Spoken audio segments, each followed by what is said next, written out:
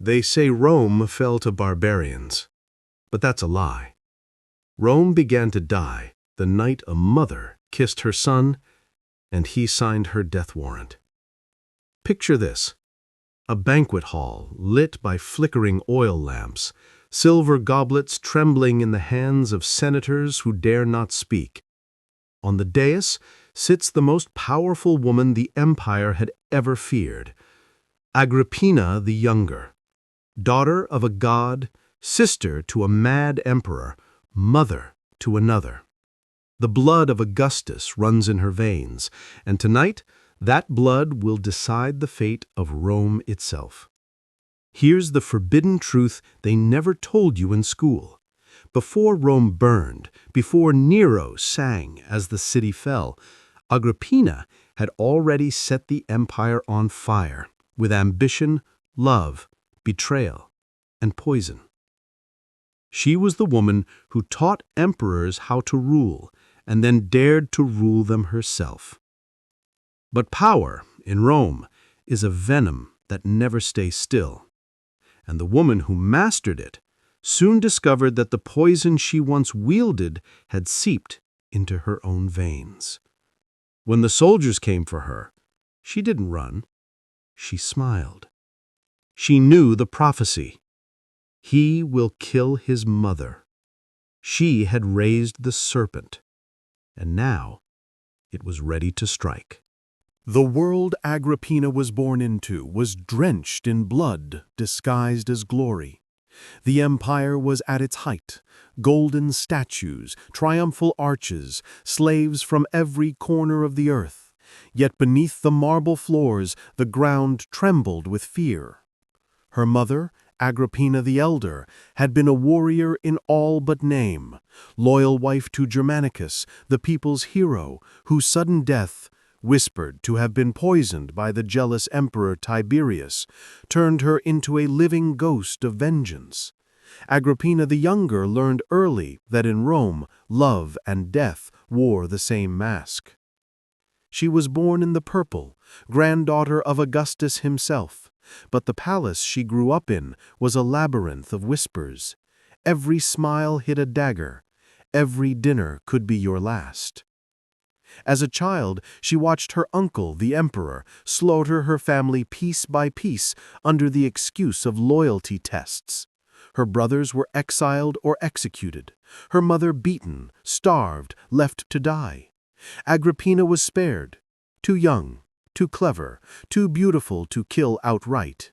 But she learned. The day she stood before her mother's ashes, she made herself a promise: I will never be powerless again. The empire was a chessboard, and she began her training early. At 13, she was married off to Gnaeus Domitius Aenobarbus, a man old enough to be her father and cruel enough to be her warden. He was of noble blood, but rotten to the core, arrogant, violent, drunk on his own heritage. The union was meant to secure her lineage, and it did. From it came a son, Lucius Domitius Aenobarbus, the boy who would become Nero. But before Nero ever picked up a lyre or a torch, Agrippina had already begun shaping him into something Rome had never seen, a weapon molded from her pain. She told him bedtime stories not of heroes, but of survivors. Remember, my son, she would whisper, the gods reward those who take what others fear to touch. When her husband died, rumored poisoned, though no one dared accuse her, Agrippina was widowed and exiled, banished by her brother, Emperor Caligula. Caligula, the mad god in human form, her own flesh and blood, a man who believed his horse deserved a consulship. Agrippina watched in silence as he murdered senators for amusement, as he built golden bridges for his whims, as he toyed with her life like a bored child with a spider. She learned again that in Rome, survival meant smiling through horror. She waited, she studied, and when Caligula finally fell to an assassin's blade, Agrippina returned from exile, sharper than ever. The new emperor, Claudius, awkward, stammering, easily led, was her next test. He was family, another uncle, and far too trusting. Rome mocked him for his limp, his stutter, his scholar's soul. Agrippina saw something else, opportunity. She charmed him not with beauty, but with intelligence. While others laughed, she listened. She flattered him, soothed him, then married him, a scandal that shook the empire. A niece marrying her uncle? Even Rome, accustomed to sin wrapped in silk, gasped. But Claudius didn't care. Under Agrippina's influence, the empire became a machine of quiet efficiency. But every law, every alliance, every execution led back to her. Soon she achieved what no woman before her had dared. She placed her son Nero as heir, above Claudius's own flesh and blood, Britannicus. The Senate bowed to her. Coins bore her image beside the emperor's. People whispered that she was the real ruler of Rome. She didn't deny it.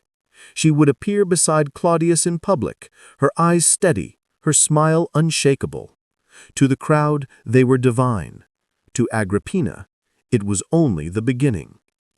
And then, as always in Rome, the poison came. Claudius, once her puppet, began to stir, began to question, to doubt, to see too clearly. He announced plans to favor Britannicus again. Days later, he was dead. Mushrooms, they said, his favorite dish. Agrippina served them herself. The same night, Nero was declared emperor. In the flickering torchlight, the young emperor looked to his mother. "We've done it," he whispered.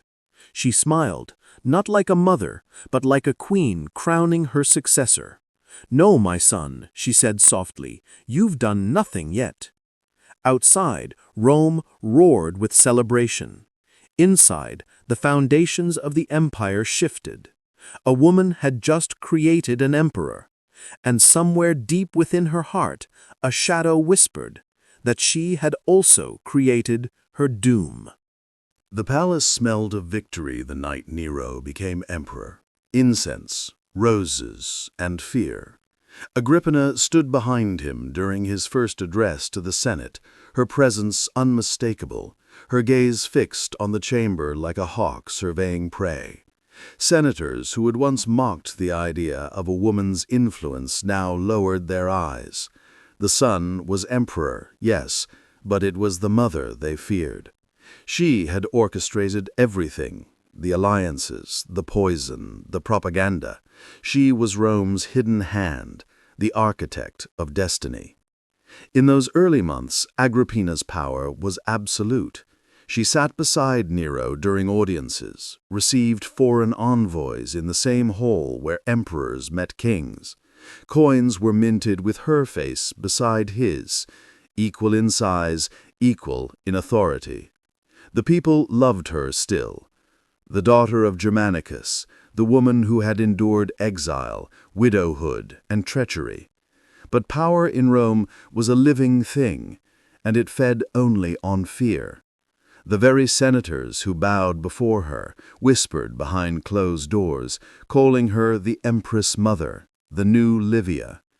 And Nero, barely 17, began to hear those whispers too. At first, he adored her.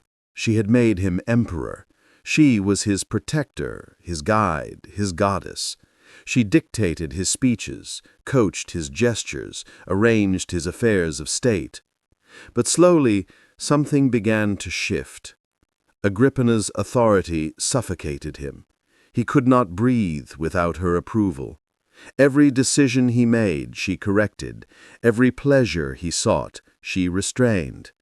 And Nero, born with the fire of both his parents, ambition from his father, theatricality from her, began to resent the woman who had given him everything.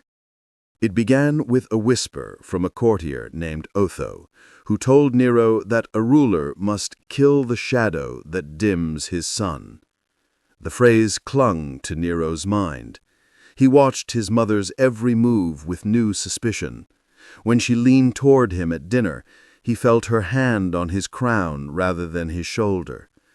When she smiled, he saw strategy. Agrippina sensed it, of course. She had seen this pattern before, power rising and devouring its maker. She had done it to Claudius, to Caligula, to Tiberius's legacy, and now it was turning toward her. Her first mistake was believing she could manage it. When Nero began to slip away from her control, drawn to flatterers, actors, and courtesans, she tried to reel him back with guilt and grandeur. She would arrive at the palace uninvited, stand beside him during councils, remind him, always in public, that he owed her his throne. "Remember, my son," she said once, before a group of senators, "you are emperor because I made you one."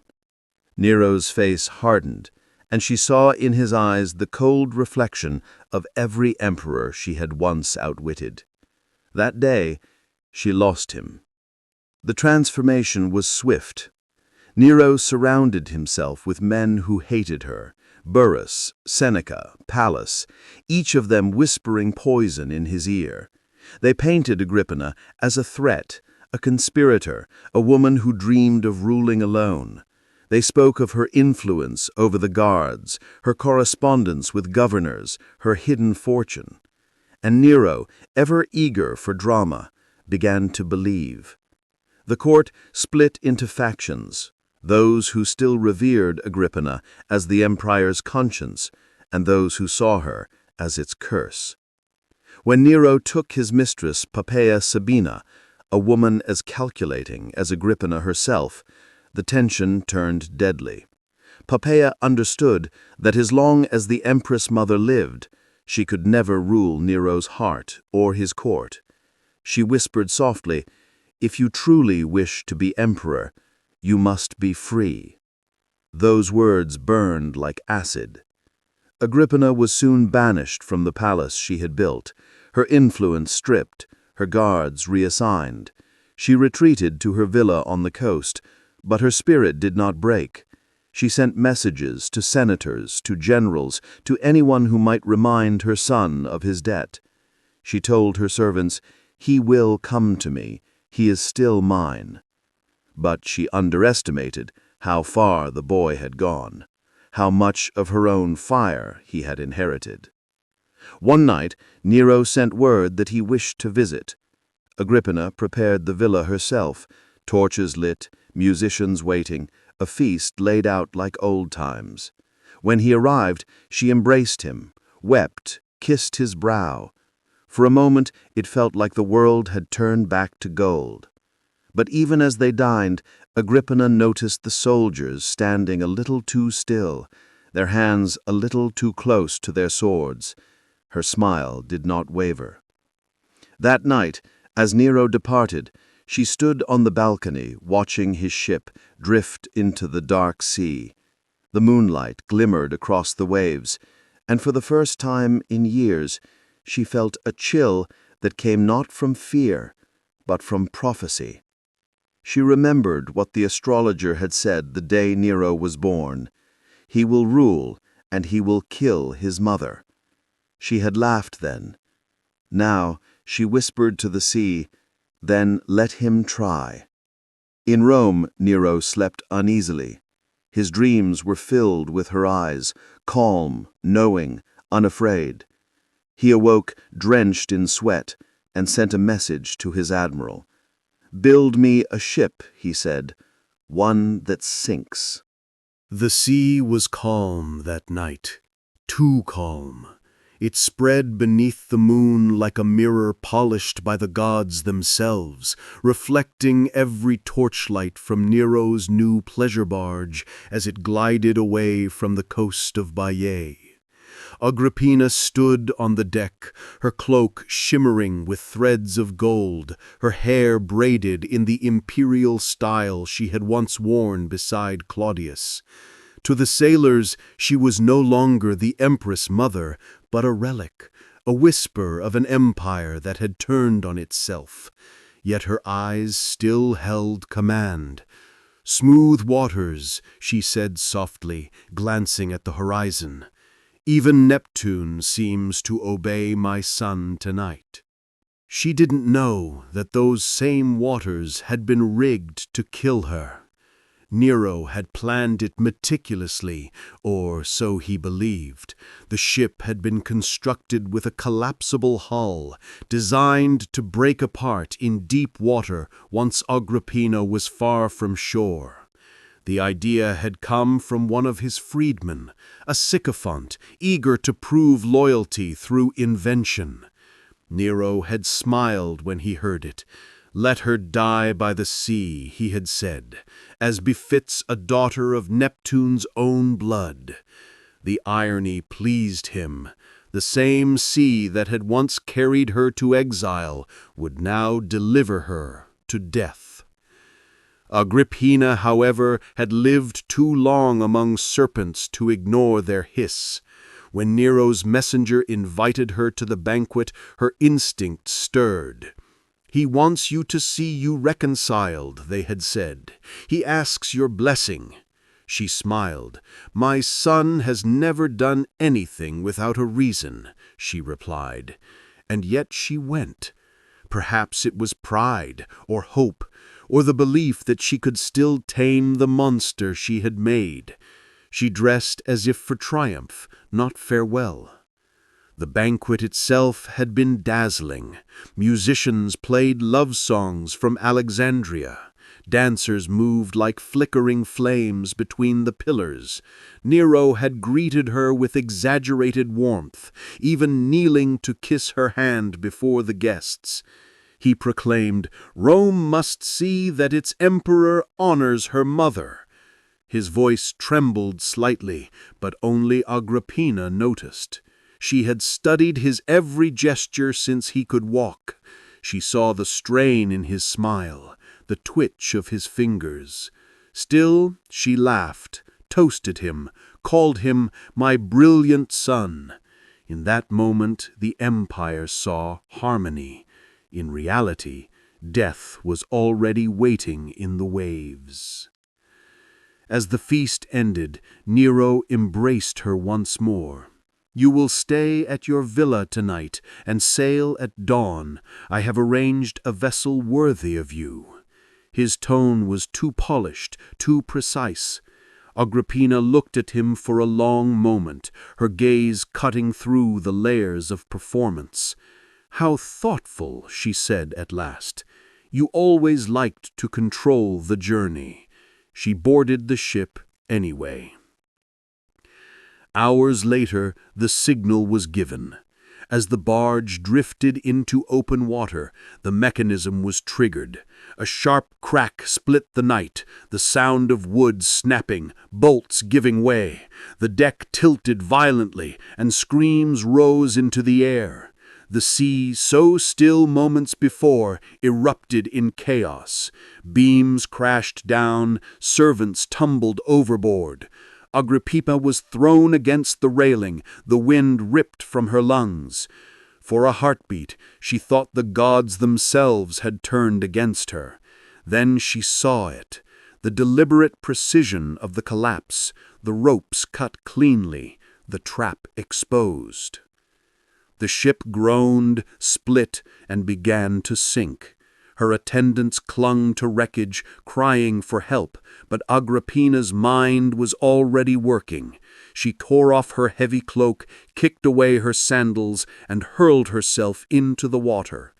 Cold, black, endless, she swam toward the faint lights on the shore, her body slicing through the waves like a blade. Behind her, a sailor shouted her name, not in aid, but in recognition. Arrows hissed past her, striking the sea with hollow thuds. She dived under, lungs burning, letting the salt blind her. When she surfaced again, she was alone, the wreck sinking behind her like a memory. She reached the shore before dawn, half dead, drenched, her hair tangled with seaweed. The villagers who found her gasped, thinking they had seen a ghost. but Agrippina rose to her feet with the same unbreakable poise that had carried her through exile, through betrayal, through the poisoned halls of Rome. She said, "Tell my son that her mother has survived the sea." Back in the palace, Nero waited for the messenger.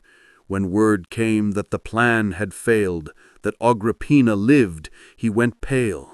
For hours he paced the marble floor, raving, tearing at his robes. "He will come for me," he whispered. "She will drag me before the Senate. She will take back the throne." His advisers tried to calm him, but he was beyond reason. At last he ordered what history would never forget: "Send men to finish it. Let it be done tonight." Agrippina sat in her villa, wrapped in a woolen cloak, when she heard the footsteps. The torchlight glimmered through the courtyard gate. She smelled iron and smoke. She did not run. She rose slowly, looked toward the door, and said, almost gently, "Do what you were sent to do. Tell him that I forgive him." The centurion hesitated, sword trembling. "Strike my womb first," she commanded, "for it bore the monster." And with that final defiance, Agrippina the Younger, the woman who had ruled emperors, defied exile, and outwitted gods, met her end as she had lived, unbowed. The next morning, Nero awoke to a silence he could not bear. Rome still stood, the sun still rose, but something in him had broken. When news spread that Agrippina was dead, the people did not cheer. They whispered, they prayed, they placed flowers at her statues, defying the emperor's decree. "She was our mother too," an old woman said in the marketplace. And in that moment, Rome began to see the truth. The boy emperor had not killed a rival. He had killed the last thread of greatness that bound him to the divine. And with her death, the poison that flowed through the veins of the empire began its final course, slow, silent, unstoppable. After Agrippina's death, Rome fell into a silence that felt like mourning, disguised as obedience. Nero ordered celebrations, games, and sacrifices in his own honor, but even the applause in the amphitheater sounded hollow. The people smiled because they had to. Senators praised him because they feared to do otherwise. Yet beneath the marble calm, the empire whispered. Everyone knew. Everyone. They spoke her name in secret, left flowers at the docks where her ship had sunk, called her a martyr, a goddess, a warning. Even the sea seemed changed, darker, restless, as though the gods themselves were unsettled. Nero, restless too, could not escape her. Her voice followed him through the corridors of the Palatine Palace, soft and mocking. At night, he dreamed of her, walking toward him through water, her eyes glowing, her voice whispering the words she had spoken before her death. "Strike my womb first." He would wake screaming, clawing at his own skin. Servants learned not to speak her name. Even the mention of the sea could send him into fits. The guilt he could not name began to devour him.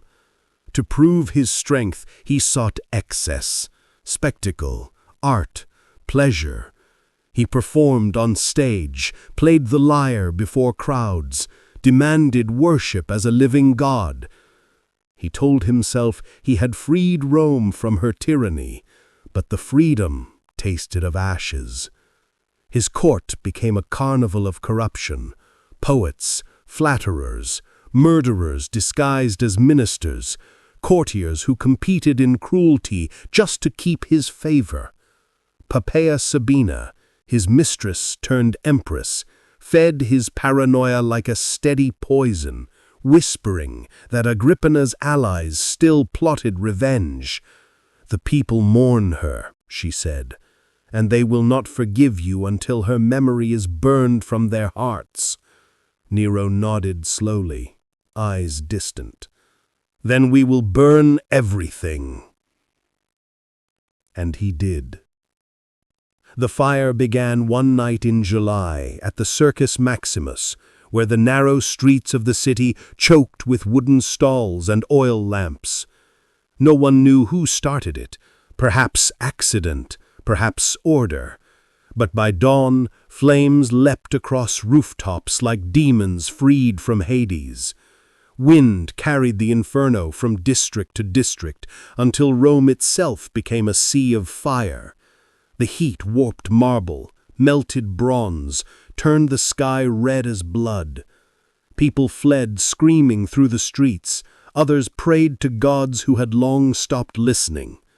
And somewhere, high on the Palatine Hill, Nero stood watching from his balcony, the glow of destruction reflected in his eyes.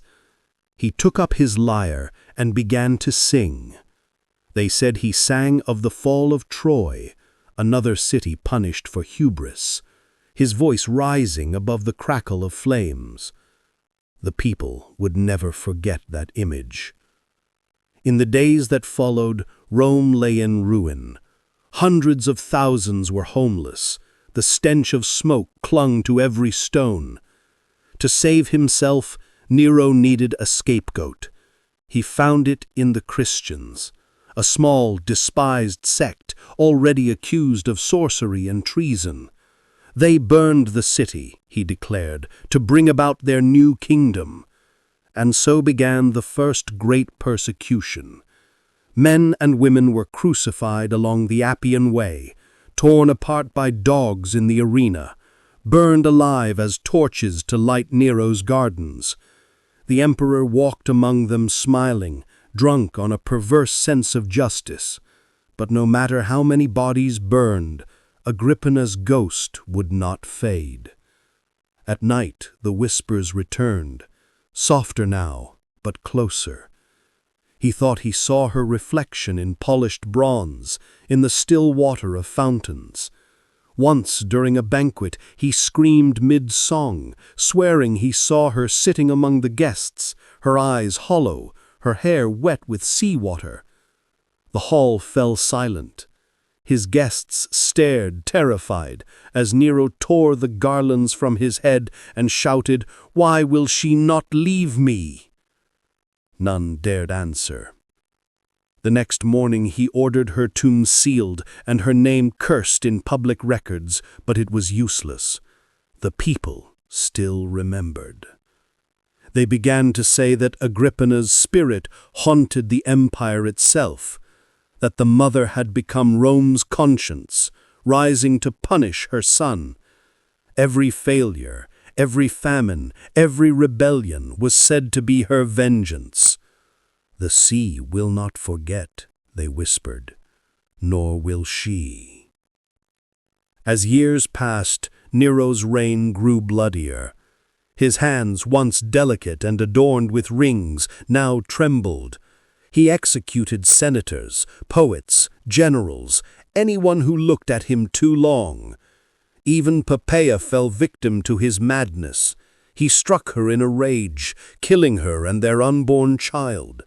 When he realized what he'd done, he wept like a child, screaming her name, promising the gods he would build her a temple. But temples could not silence ghosts. Rome turned against him. The praetorians deserted. The Senate declared him a public enemy. In the end, as his world collapsed, Nero fled through the night with only a handful of servants. They rode past the ruins of temples, past the burned-out forums, past the marble statues of emperors who had once been gods. And in every shadow, he thought he saw her face. When he reached the villa outside the city, he begged one of his guards to kill him. "Coward," the man muttered, refusing. So Nero took the dagger himself, pressed it to his throat, and whispered, "What an artist dies in me." His last breath caught on the edge of a sob. When his body fell, the sun was rising over Rome, and somewhere in the distance a gull cried above the sea. The people would later say that as he died, the waves outside Baiae glowed faintly gold, as if the sea itself had claimed justice at last. Agrippina's name, erased from the records, returned on the lips of the people like a prayer, the mother who had built an emperor and destroyed a monster. Her legacy was no longer a scandal, but a warning that even in a world of men and gods, a woman's will could shake an empire. Time is the one conqueror Rome never defeated. Empires fade, marble cracks. Names are buried under centuries of dust, but stories, the dangerous ones, survive. Agrippina's story became one of those. Long after her body was gone, her memory stalked the empire like a shadow that refused to die. The official histories, written by men who feared her, tried to cage her with words: ambitious, immoral, serpent, poisoner. Yet beneath the venom of those lines, something else pulsed: awe. They had never seen a woman like her, and would spend generations trying to explain her away. In the Senate records, her name was blacked out. On the streets, it was whispered as prayer. Mothers told their daughters, "Remember Agrippina. She dared too much, and she paid for it." But in their eyes there was a spark of secret admiration. As the empire staggered on through the centuries, through tyrants, soldiers, usurpers, Agrippina became more myth than woman. Some said the sea off Baiae glowed red each year on the anniversary of her death. Others claimed her ghost appeared before each emperor who ruled too long or too cruelly, her eyes shining like molten gold beneath a crown of seaweed. The poets turned her story into tragedy, the philosophers into warning. Even Christian writers who despised the bloodlust of imperial Rome could not resist her legend. To them, she was a pagan Jezebel, a symbol of feminine temptation and power. But secretly, they feared her too. She had lived in a world that told her to obey and had instead learned to rule. In forgotten villas along the coast, faded frescoes still showed her, tall, radiant, crowned with laurel, standing beside her son as he received homage.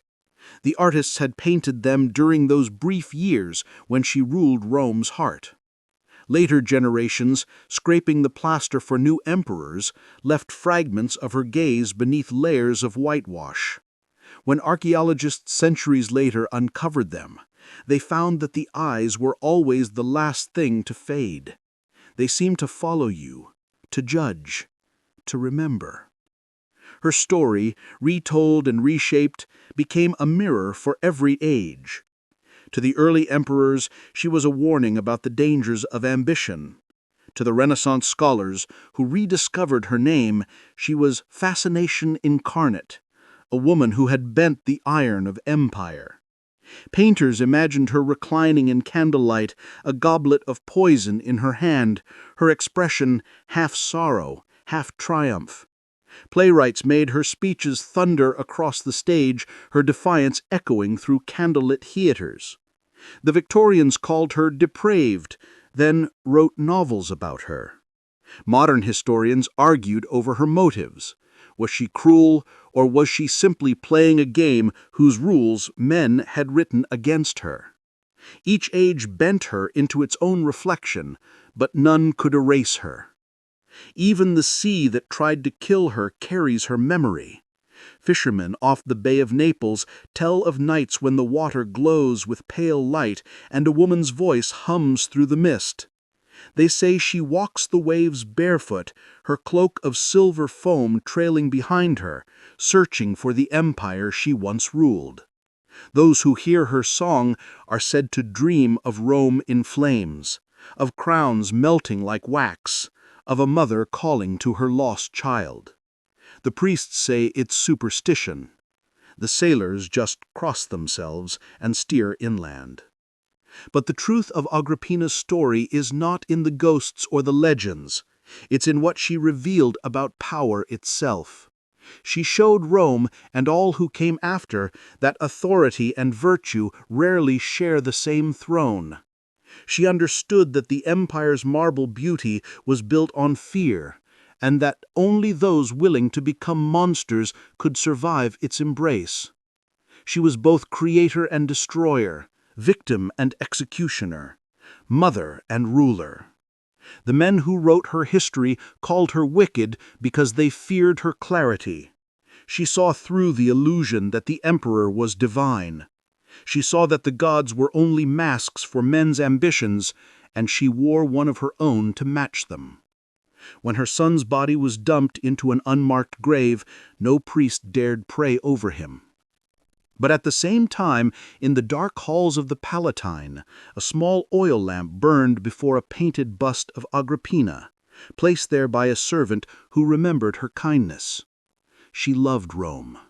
Rome did not love her. That flame burned quietly, hidden behind the marble faces of forgotten emperors, until the palace itself crumbled. And still the idea of Agrippina, the mother who forged an empire and then destroyed it, lingered. Today, when historians speak her name, it carries a strange power. They cannot agree whether she was hero or villain, but they agree on this: she mattered. She forced the empire to look at itself, stripped of illusion. She proved that a woman's ambition could shake the pillars of gods. And though her story ended in blood and betrayal, her spirit outlasted the empire that tried to silence her. The sea took her body, but Rome, eternal, watchful, haunted, never let her go. So if you ever walk along those ancient shores where the ruins sink into the tide, stop and listen. The waves still whisper her name, soft, defiant, unrepentant. Agrippina, the woman who gave Rome its emperor, and in doing so, began its fall. The woman who loved power and paid its full price. The mother who became a myth.